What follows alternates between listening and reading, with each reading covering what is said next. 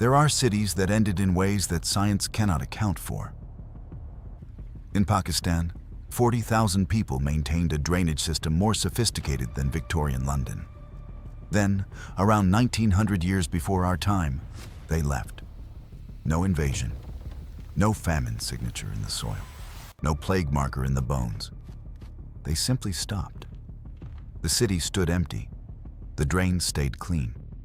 In Bolivia, builders positioned blocks of volcanic stone so precisely that no mortar was needed and no gap wide enough for a blade exists between them. Then they left too. No record of who they were, no name, no language recovered. In the Pacific Ocean, a population of fewer than 30,000 people moved 750,000 metric tons of basalt across open water over 4 centuries. Then, the city was abandoned. Local legend says the stones were flown through the air. The scientists who studied it said, and this is a direct quote, "Not bad for people who had no pulleys, no levers, and no metal." In Mexico, a city of 200,000 people smashed every statue of every ruler before they walked away. Every single one. On purpose. No one knows why. These are 8 cities. None has a complete explanation. We begin in a place that most people have heard of, but very few truly understand. And we begin there because it sets the standard against which everything else on this list becomes impossible. The year is 1922. Rakaldas Bandyopadhyay, a 37-year-old officer of the Archaeological Survey of India, is standing in the Sindh desert looking at a mound that everyone else has already dismissed. The British authorities were not interested. There was a Buddhist stupa protruding from the top of it, a meditation structure, probably a few centuries old. Not worth the trouble. Bandyopadhyay starts digging anyway. A few feet below the stupa, he cuts his finger on something inside a pottery vessel. He pulls it out.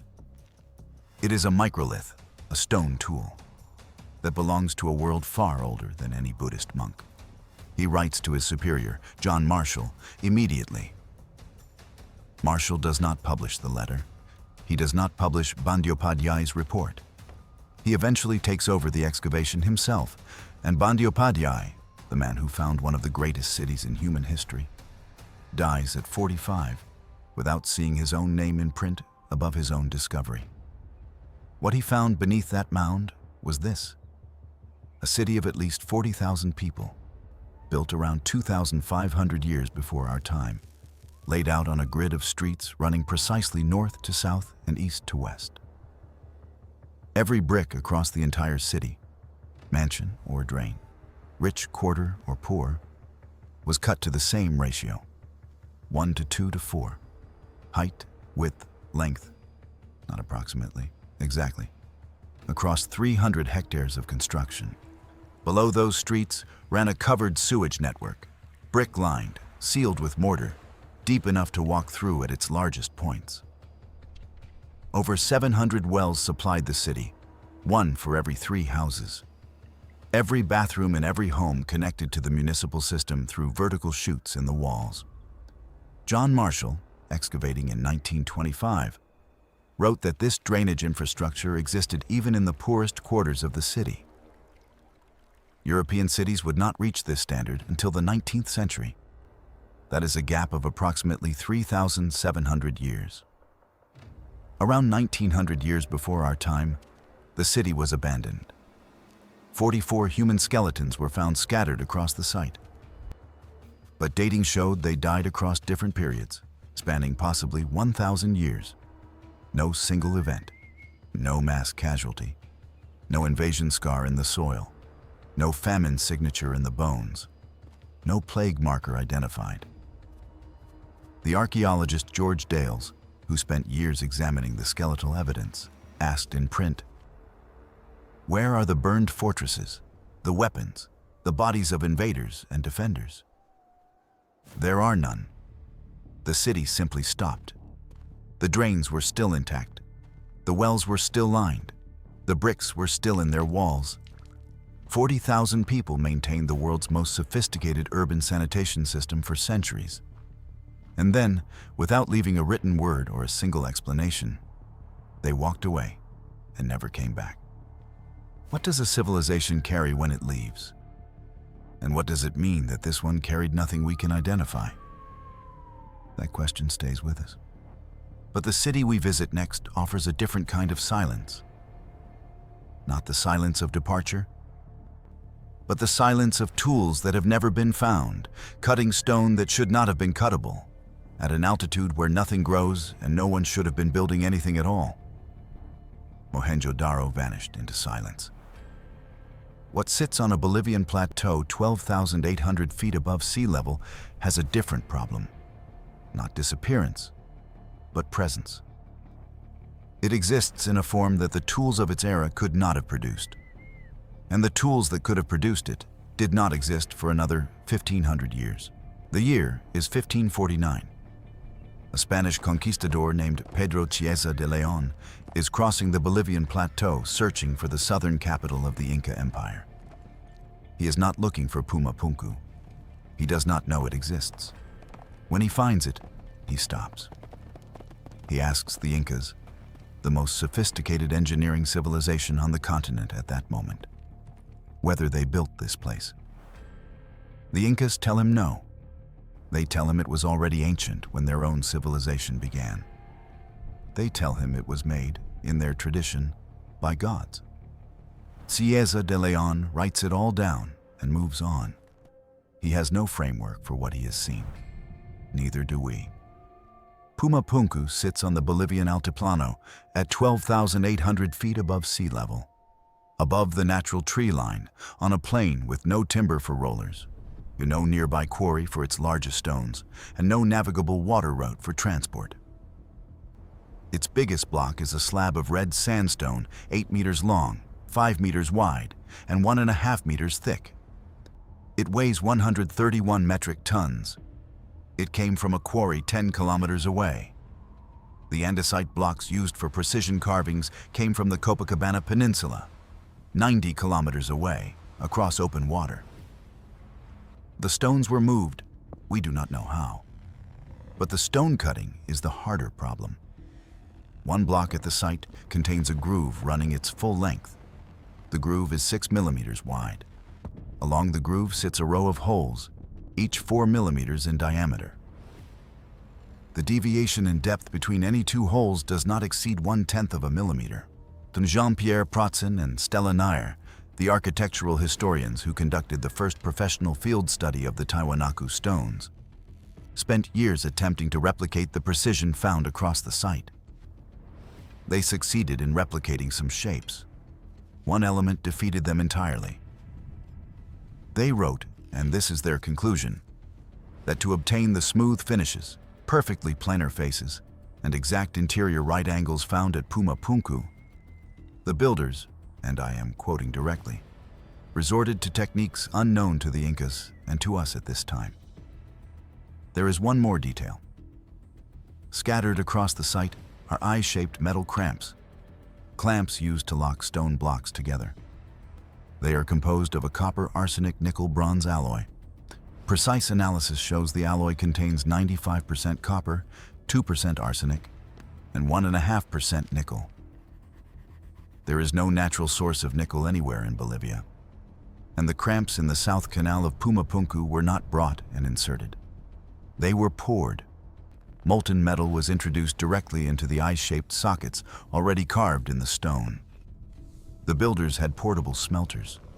They were working bronze at 12,800 feet altitude with no local nickel source, achieving alloy tolerances precise enough to require on-site casting. Remember that. It connects to something we will see later in this list, something built at the exact same time, on the same continent, that has no metal at all. The open question is simple and still unanswered. No tool capable of producing that 6 millimeter groove, those 4 millimeter holes, those perpendicular interior angles, has ever been found at the site. Not a chisel, not a template, nothing. The builders of Puma Punku left more precision in stone than we can replicate. more metallurgical sophistication than their location should have permitted. And then they left nothing behind that tells us how. What they left behind next, 12,000 years earlier, on a mountaintop in Turkey, built even less with even less. And it changed everything we thought we knew about when human beings were capable of organizing it all. Hold on to what you just heard about Puma Punku's builders using portable smelters. We will return to that fact, because it connects to something on this list that changes its meaning completely.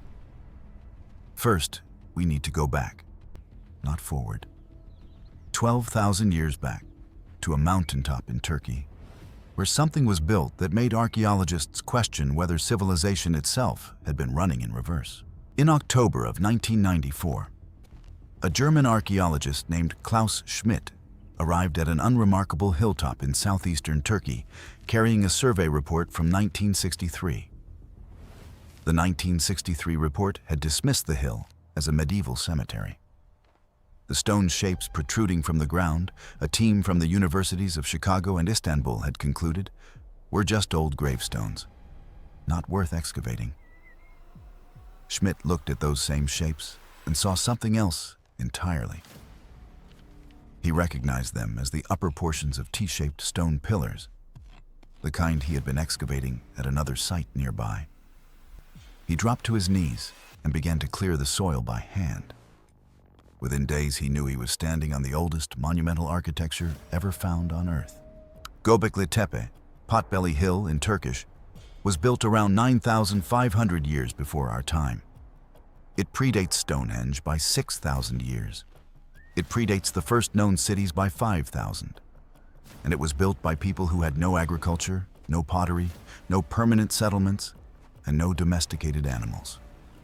People who were, by every definition archaeology had used until that moment, hunter-gatherers. What they left behind are circular enclosures. Each enclosure contains T-shaped limestone pillars standing up to 5.5 meters tall, weighing 8 to 10 metric tons each, covered in carved reliefs of foxes, vultures, snakes, scorpions, and animals that still have not been fully identified. The central pillars in the largest enclosure have arms carved along their sides. Schmidt believed the T-shape itself was intentional. The horizontal bar is a head, the shaft is a body. The pillars are not rocks, they are people. Enormous, silent, stone people facing inward. Now here is what the geometry tells us. In 2019, Israeli archaeologist Gil Hakle of the Israel Antiquities Authority published a study in the Cambridge Archaeological Journal. Using computer algorithms to analyze the positioning of enclosures B, C, and D, the three oldest structures at the site, Hakle found something that should not be there. The center point of each enclosure, located exactly midway between the two central pillars, had been placed with precision. When you connect those 3 points, they form a nearly perfect equilateral triangle with sides of exactly 19.25 meters, and the vertices fall less than 25 centimeters from geometric perfection. Hakle's conclusion: these three structures were not built separately over centuries. They were designed and planned together as a single project before the first stone was moved.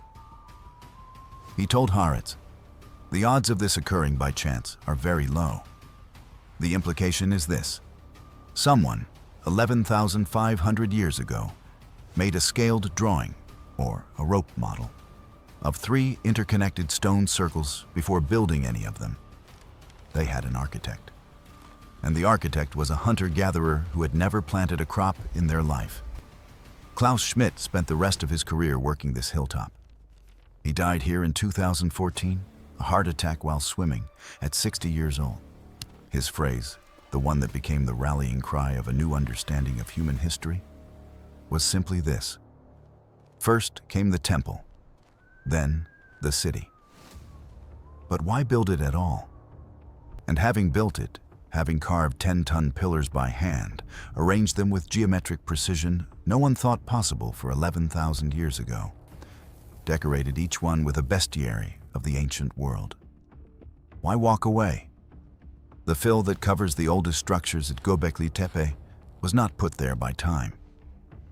Whether it was placed deliberately or arrived through collapse and landslide, archaeologists have argued for 30 years.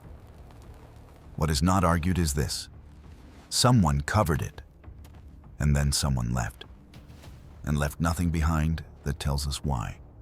In 1873, a Polish ethnographer named Johann Stanislaus Kubary arrived on the island of Pohnpei in the western Pacific Ocean. He was working for a museum in Hamburg, collecting artifacts from islands most Europeans had never heard of. He was 26 years old.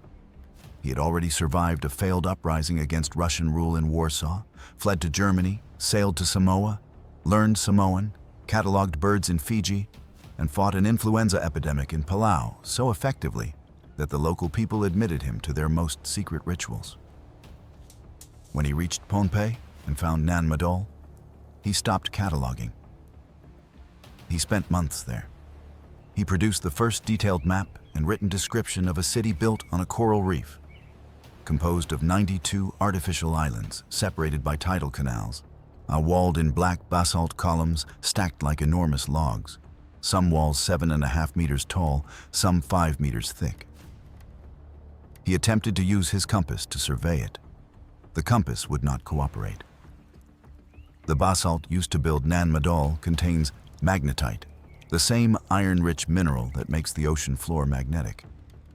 Bring a compass close to the stone and the needle moves for reasons that have nothing to do with north. Kubary mapped it anyway, by other means. Then he left Pohnpei in August of 1874 with 100 crates of artifacts. The ship wrecked.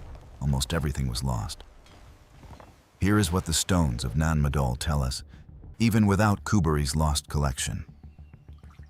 Radiocarbon dating shows that megalithic construction began around 1180 years into the current era, and it continued for approximately 4 centuries.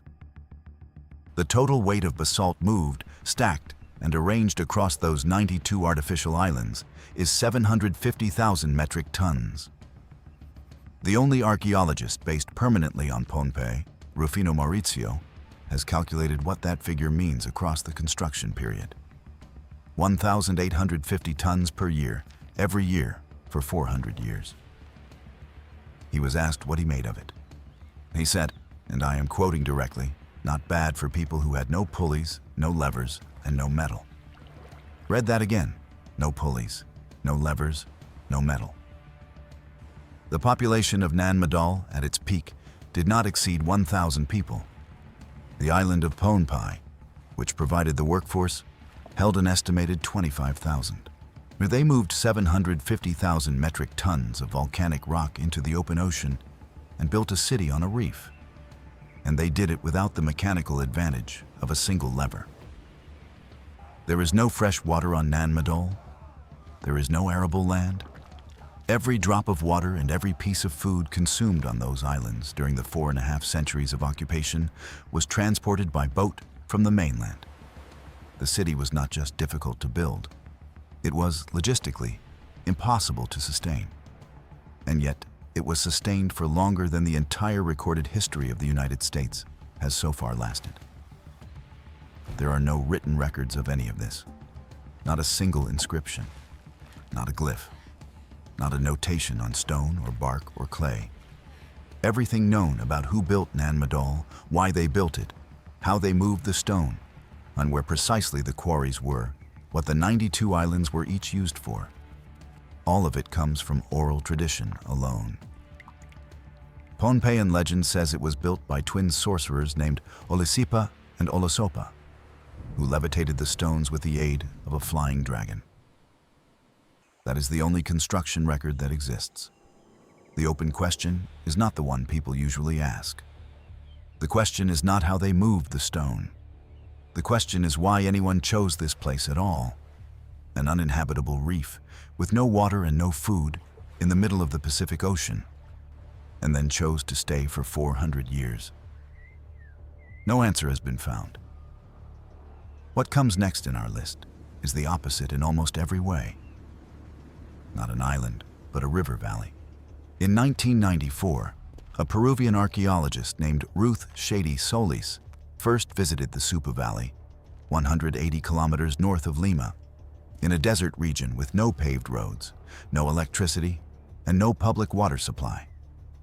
She looked at the hills on the valley floor and saw what geologists had been telling everyone for decades were natural formations. She knew they were not natural. In 1996, with a small crew and often using her own money, she began excavating the largest of the mounds.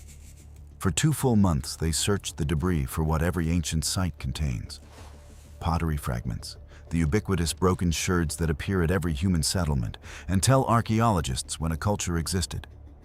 They found none, not one. This made Shady more excited, not less, and the absence of pottery meant the city was pre-ceramic, older than the invention of fired clay vessels in the region, older than anything yet found in the Americas. When the radiocarbon dates came back from laboratories in the United States and Germany in 2001, they confirmed it. Caral had been occupied from approximately 2,600 years before the current era. The Great Pyramid of Khufu was built around 2,560 years before the current era. Caral and the Egyptian pyramids are contemporaneous. The city covers 150 hectares. It contains 6 large platform pyramids, 2 sunken circular plazas, an amphitheater capable of holding hundreds of people, residential quarters for an elite class at the summits of the pyramids, worker housing at their bases, and a system of irrigation canals feeding agriculture in the surrounding desert. What it doesn't contain, across 150 hectares of excavation, across a civilization that lasted 800 years, is a single weapon. No weapon has been found at Caral of any kind. Anthropologist Jonathan Haas, reviewing the complete record, stated there is no evidence of warfare, in his precise words, of any kind or at any level during the pre-ceramic period. No mutilated bodies, no burned buildings, no defensive walls, no fortifications, no arrowheads, no clubs, no siege architecture. Settlement patterns across the entire Supa Valley are completely non-defensive in orientation. Archaeology has theories about how civilizations organize. The standard model says humans move toward complexity primarily for mutual defense. The Caral demolished that model. A city of 3,000 people built 6 pyramids and lasted 800 years without once, in any layer of sediment or any excavated structure, leaving a mark of organized violence. Inside the amphitheater, Shady's team found 32 flutes. They were carved from condor bone and pelican bone. They were decorated with painted figures of local fauna and humans. They are among the oldest musical instruments in the Americas. 32 flutes, no weapons, 800 years. Now hold that image against what we found in City 2. Puma Punku sits on the same continent, South America. 3,000 years after Caral flourished and was abandoned, the builders of Puma Punku arrived at their high plateau in Bolivia with copper arsenic nickel alloy, portable smelters, and precision metalworking that the most sophisticated civilization of their era did not possess. They cast metal into stone sockets at 12,800 feet. They cut grooves 6 millimeters wide to tolerances 1/10 of a millimeter. Their technology was, by every measurable criterion, more advanced than anything in the region before them. And here is what the two cities share. Caral left no record of how its people chose to organize a society without violence. Not a document, not a text, not an inscription. Puma Punku left no tool capable of producing its own stonework, no chisel, no template, no instrument that could have made that groove. 2 civilizations on the same continent. One had the most sophisticated metalworking in the pre-Columbian Andes. One built the most peaceful urban center in recorded human history. 3,000 years apart. No overlap, no contact we can trace. Neither one left a record of how they became what they were. The question Caral forces is not about technology. It is about something harder. It is this: If a city of 3,000 people can organize complex society, build 6 pyramids, sustain 800 years of occupation, and never once produce a weapon, what does that mean about the cities that did? We do not know. The story of Dwarka begins twice, once in 1983 and once in 2001. In 1983, Dr. S.R. Rao of the National Institute of Oceanography began the first systematic underwater excavations in Indian waters off the coast of Gujarat. He led 12 dive campaigns over 7 years. His team found stone structures lying on the seabed at depths of 3 to 6 meters. Well-dressed blocks, L-shaped cuttings, the remnants of walls and bastions extending more than half a kilometer from shore. They also found stone anchors, over 120 of them, of multiple types, triangular, grapnel, and ringstone. Documented and published in the International Journal of Nautical Archaeology in 2001. The largest anchor weighed 496 kilograms. Rao named the site the ancient harbor of Dwarka. When asked, in the years that followed, how certain he was of the identification, he said, "Only the name board is missing." In 2001, oceanographers from the National Institute of Ocean Technology were conducting routine pollution surveys in the Gulf of Combat, off the same coast, using side-scan sonar. The sonar returned images of geometrically regular structures on the ocean floor at 30 to 40 meters depth, 9 kilometers offshore. Dredging recovered organic material. The wood was sent to laboratories in India and Germany. 2 independent institutions returned dates of approximately 7,500 to 9,500 years before the present. The academic community questioned whether the wood could be definitively linked to the structures rather than deposited by river currents. The dispute has not been resolved. The structures have not been excavated by controlled archaeological methods. In January 2000, Rao submitted a formal proposal to India's Ministry of Culture for continued excavation at Dwarka.